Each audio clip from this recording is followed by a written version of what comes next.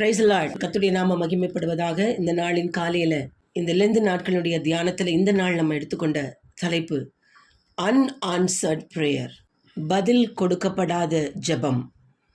It is not unheard prayer, கேட்கப்படாத ஜெபம் அல்ல, பதில் கொடுக்கப்படாத ஜெபம். இயேசு கிறிஸ்து கெத்செமனே தோட்டத்தில் ஜெபிக்கும் பொழுது அவர் ஜெபித்த ஜெபம் கேட்கப்படவில்லை. அவர் ஜெபித்தது, இஃப் யூ ஆர் வில்லிங், உமக்கு சித்தம் இருக்குமானால் இந்த பாத்திரம் என்னை விட்டு நீங்கட்டும் என்று சொல்லி ஜெபித்தார். அப்பொழுது அதற்கு என்ன அர்த்தம்னா, is there any other way, வேறு ஏதாவது வழிகள் உண்டா, அல்லது இந்த மக்கள் ரட்சிக்கப்படுவதற்கு வேறு ஏதாவது முகாந்திரம் இருக்கா, வேறு ஏதாவது சான்சஸ் இருக்கா என்று கேட்கிறார். அதுதான் அவருடைய சித்தம். பிதாவே, உமக்கு சித்தமானால் இந்த பாத்திரம் என்னை விட்டு நீங்கட்டும். என்னை விட்டு நீங்கட்டும்னு சொன்ன ஆண்டவர் என்ன கேட்கிறார் தெரியுமா? மறைமுகமான கேள்வி. ஒருவேளை நான் இதை செய்யலைன்னா என் ஜனங்களுடைய பாவங்கள் மன்னிக்கப்படுமா? ஒருவேளை நான் இதை செய்யலைன்னு சொன்னால் அவர்களுக்கு ரட்சிப்பு வேறு வழியில் வருமா? அல்லது வேற ஏதாவது பிளான்ஸ் வச்சுருக்கீங்களான்னு கேட்கும்போது பிதாவுடைய பதில் நோ, இல்லை, யூ ஹாவ் டு டூ. அப்பொழுது தான் ஆண்டவர், so he had to overcome, he had to undergo all his sufferings. The unanswered ப்ரேயருடைய பேர்டன் இருக்குது பார்த்தீங்களா, பாரம். நமக்கு ஒரு ஜபத்துக்கு பதில் வராத பொழுது நமக்கு ஒரு பேர்டன் வரும். He suffered that. இயேசு கிறிஸ்து அந்த கஷ்டத்தை பட்டார். அவருடைய ஜெபம் கேட்கப்படவில்லை, அது நிராகரிக்கப்பட்டது. இது எதனால? It is all because of our sin, நம்முடைய பாவங்களினால. 1 பேதுரு 2வது அதிகாரம் 24வது வசனம் எப்படி சொல்லுகிறது? நாம் பாவங்களுக்கு செத்து நீதிக்கு பிழைத்திருக்கும்படிக்கு அவர் தாமே தமது சரீரத்திலே நம்முடைய பாவங்களை சிலுவையின் மேல் சுமந்தார், அவருடைய தழும்புகளால் குணமானோம்.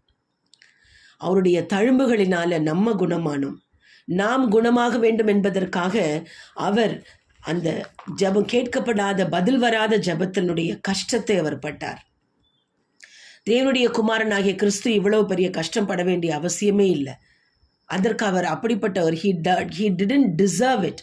அது அவருக்கு தேவையில்லாத ஒரு கஷ்டம். ஆனாலும் நம்முடைய பாவங்கள் அவர் மேலே சுமத்தப்பட்டதுனால மட்டும்தான் அவருக்கு அப்படி ஒரு ப்ரேயர், அன்ஆன்சர்ட் ப்ரேயர் இருந்தது. அந்த பேர்டனை அவர் பார்த்தார். ஏசாயா எழுதின புஸ்தகத்தில் 53வது அதிகாரம் 5 நம்ம வாசிக்கிறோம், நம்முடைய மீறுதல்களின் நிமித்தம் அவர் காயப்பட்டு நம்முடைய அக்கிரமங்களின் நிமித்தம் அவர் நொறுக்கப்பட்டார், நமக்கு சமாதானத்தை உண்டு பண்ணும் ஆக்கினை அவர் மேல் வந்தது, அவருடைய தழும்புகளால் குணமாகிறோம். நமக்கு சமாதானம் உண்டு பண்ண வேண்டும் என்ற இந்த நோக்கத்திற்காக பிதாவானவர் அவருடைய ஜெபத்தை நிராகரித்தார். அவருக்கு ஒரு அன்ஆன்சர்ட் ப்ரேயர் இருந்தது. அவருடைய வாழ்க்கையில் அப்படிப்பட்ட அனுபவமும் இருந்தது. எல்லாவற்றையும் செய்ய முடிந்த தேவனுக்கு இப்படிப்பட்ட ஒரு சூழ்நிலையும் பிதா அனுமதித்தார். அது எல்லாவற்றுக்கும் காரணம் நம்முடைய பாவங்கள் அவர் மேல் சுமத்தப்பட்டதுனால மட்டும்தான். எல்லா அன்ஆன்சர்ட் ப்ரேயர்னு சொல்லும் பொழுது நம்ம ஜெபிக்கிறோம் இல்லையா, தை கிங்டம் கம், உம்முடைய ராஜ்யம் வருவதாக, உம்முடைய சித்தம் பரமண்டலங்க செய்யப்படுவது போல, பரலோகத்தில் செய்யப்படுவது போல பூலோகத்தில் செய்யப்படுவதாக. எப்பொழுது நம்ம அவருடைய ராஜ்யம் வரணும்னு சொல்கிறோமோ அப்பொழுதே நம்முடைய ராஜ்யம் அங்கே இல்லைன்னு அர்த்தம். நம்முடைய ராஜ்யம் அங்கே இருக்கக்கூடாது. நம்முடைய கவர்னிங் அங்கே இருக்கக்கூடாது. நம்முடைய சித்தம் அங்கே இருக்கக்கூடாது. கர்த்தருடைய ராஜ்யம் உள்ளே வந்துருச்சுன்னா நம்முடைய ராஜ்யம் வெளியே போயிடணும். கர்த்தருடைய சித்தம் செய்யப்படுதுன்னா நம்முடைய சித்தம் வெளியில் போயிடணும். This is what happened. இயேசு கிறிஸ்து எப்பொழுது பிதாவுடைய சித்தத்துக்கு தன்னை முழுமையாக ஒப்பு கொடுத்தாரோ அப்பொழுதே அவருடைய சித்தம் அங்கே நடக்கவே இல்லை. அவருடைய இஷ்டம் இல்லை, எல்லாமே அவருடைய சித்தம் தான். இதுதான் மிக முக்கியமான கட்டம். All the unanswered prayers R the best answered prayers. எந்த ஜெபங்களுக்கெல்லாம் நமக்கு பதில் கிடைக்கவில்லையோ அதுதான் சரியாக கேட்கப்பட்ட ஜெபம், சரியாக பதில் கொடுக்கப்பட்ட ஜெபம். ஏன் தெரியுமா? இயேசு கிறிஸ்துடைய ஜெபம் அங்கே நிராகரிக்கப்பட்டது, கேட்கப்படவில்லை. அதன் மூலமாக நல்ல ஒரு காரியம் நடந்தது, நல்ல ஒரு ஜெபம் கேட்கப்பட்டது, நல்ல ஒரு பெஸ்ட் ஆன்சர் கிடைத்தது. என்ன தெரியுமா? நமக்கு ரட்சிப்பு கிடைத்தது, பாவத்திலிருந்து மன்னிப்பு கிடைத்தது, மனித இனத்துக்கு ஜனங்களுக்கு விடுதலை கிடைத்ததே அங்கே நிராகரிக்கப்பட்ட பிரேயனுடைய ரிசல்ட் மட்டும்தான்.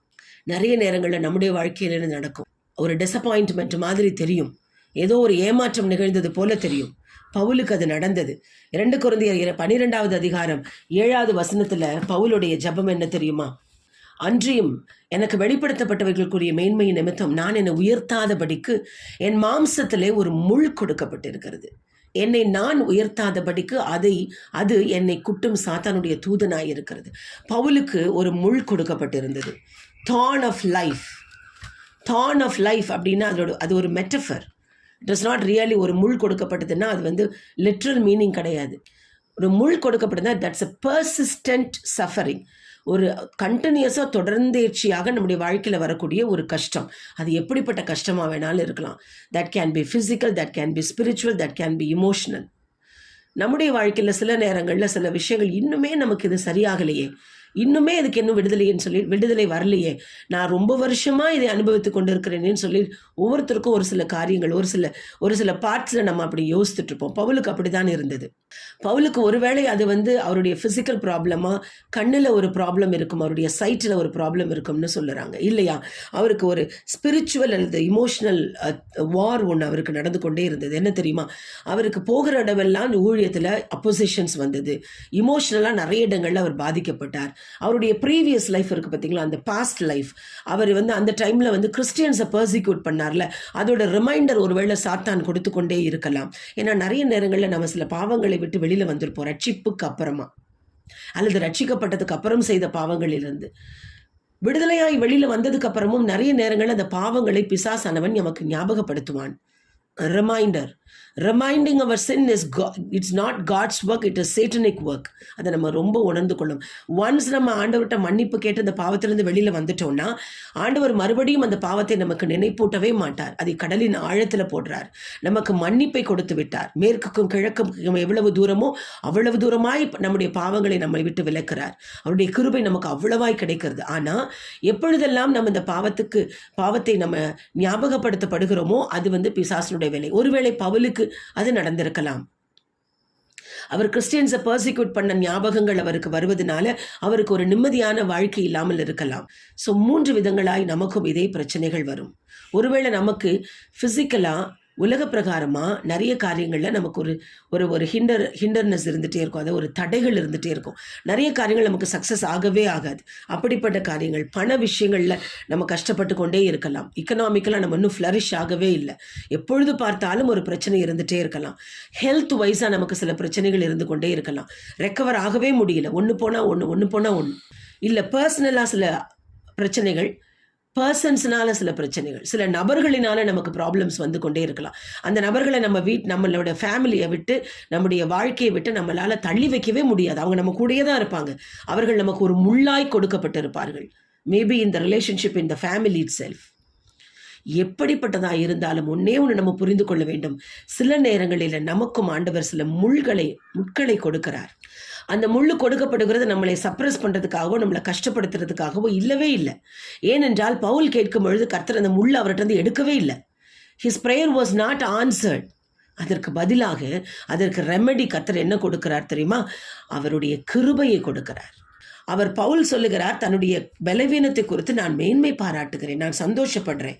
ஏன்னா த பர்பஸ், அவருக்கு கொடுக்கப்பட்டதனுடைய நோக்கம் என்ன தெரியுமா? To humble himself. அவர் தன்னை தாழ்த்த வேண்டும் என்பதற்காக.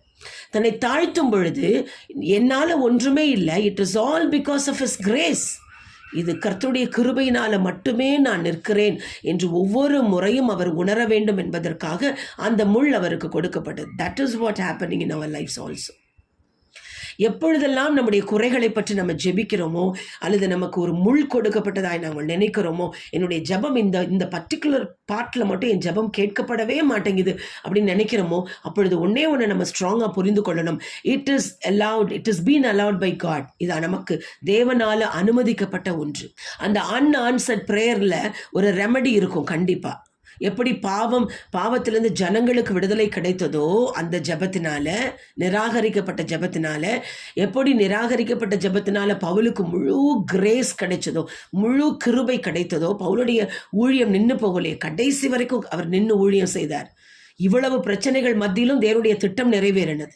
இவ்வளவு ப்ராப்ளம்ஸ், இவ்வளவு முள் கொடுக்கப்பட்ட போதிலும் பவுலை பற்றின தேவனுடைய திட்டங்கள் எல்லாமே நிறைவேறினது. அவ்வளவு அற்புதங்கள் நடந்தது. கர்த்தர் அவரை கொண்டு நினைத்த எல்லா காரியங்களையும் நிறைவேற்றி முடித்தார். எப்போ தெரியுமா? அவருக்கு சுகத்தை கொடுத்த அல்ல, அவருடைய முள்ளை எடுத்தல்ல, அவர் கிருபையை கொடுத்து நடத்தினார். அதே போல தான் இன்றைக்கு வரைக்கும் நம்மளோட வாழ்க்கையை தேவன் நடத்தி கொண்டு வருக. ஒருத்தருடைய பாஸ்ட் லைஃப்பை யோசிச்சு பாருங்களேன். நிறைய நேரங்களில் நமக்கு ஜெபத்துக்கு இதுக்கு பதில் கிடைக்கலையேன்னு நினச்ச ஒவ்வொரு காரியங்களையும் இன்றைக்கி நம்ம தாண்டி வந்துட்டோம். நம்ம திரும்பி பார்க்கும் பொழுது நம்ம கடந்து வந்த பாதைகள் பயங்கரமான கரடு முரடான பாதைகள், பயங்கரமான மேடு பள்ளங்கள் தாண்டி வந்துட்டோமே. ஹவ்? நம்மளால எப்படி முடிந்தது? It is all because of his grace. நான் தாண்டி வந்ததுக்கப்புறம் நம்ம நினைப்போம், ஒருவேளை அந்த ஜெபம் கேட்கப்படாததுனால எனக்கு கர்த்தர் இந்த கிருபை கொடுத்திருக்கிறார். ஒருவேளை அந்த ஜெபம் கேட்கப்படாததுனால கர்த்தர் இந்த இம்மட்டும் பலப்படுத்தி நடத்தி இருக்கிறார். நம்முடைய மெச்சூரிட்டி இன் ஸ்பிரிச்சுவல் லைஃப்பை கூட நம்மளால பார்க்க முடியும். நம்ம முதிர்ந்து வந்திருப்போம். அந்த நாள் நம்முடைய மனநிலை இப்பொழுது இல்லை. நம்ம தாண்டி வந்த பாதைகள் அவ்வளவு பெருசு. கர்த்தர் நம்மை ஒவ்வொரு நாளும் படிப்படியாய் நடத்தி வருகிற எல்லா பாதைகளுமே முன்னேற்றத்திற்கான பாதைகள், நம்முடைய வளர்ச்சிக்கான பாதைகள். அதனால ஜெபம் கேட்கப்படவில்லையே நினைக்கிறத தாண்டிட்டு, ஜெபம் கேட்கப்படவில்லை என்றால் உம்முடைய கிருபை என்னை தாங்குகிறது ஆண்டவரே, அந்த ஒரே ஒரு ஜெபம் போதும். மேன்மை பாராட்டுவதற்கு ஒன்றுமில்லை. நம்ம மேன்மை பாராட்டணும்னா என்ன தெரியுமா? மேன்மை பாராட்டும், எனக்கு கொடுக்கப்பட்ட முள்ளுக்காக நன்றி ஆண்டவரேன்னு சொல்லி பழகலாம். ஏன்னா அந்த முள் இருக்கிறதுனால மட்டும்தான் நம்ம இவ்வளவு ஸ்ட்ராங்காக இருக்கிறோம். அந்த முள் இருக்கிறதுனால மட்டும்தான் நம்ம இவ்வளவு நாட்கள் உங்களுடைய கிருபையினால என்னை நடத்தி வருகிறேன் என்று சொல்லி நம்ம நன்றி சொல்லிக்கொண்டே இருக்கிறோம். So we have to analyze ourselves. நம்மளால ஒன்றுமே இல்லை. It is all because of his grace.